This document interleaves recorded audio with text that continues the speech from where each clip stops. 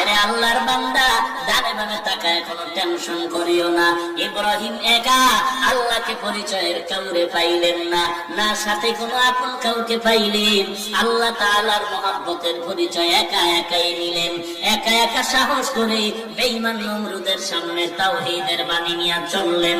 তাওহীদের বাণীর সামনে নমরুদ এমন হামলা স্বীকার করলো, এমন ভাবে হামলা, এমন ভাবে ভয়, আগুনের কুণ্ডলি সাজাইয়া ইব্রাহিম আগুনে ফালাবে।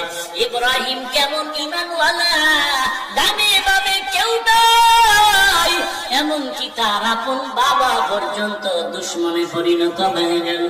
বাবা আয়েশা কয়, আল্লাহকে মানবি না, আমার খোদা নমরুদের পায়ে সিজদা দিবি, তাকে উপাসনা করবি।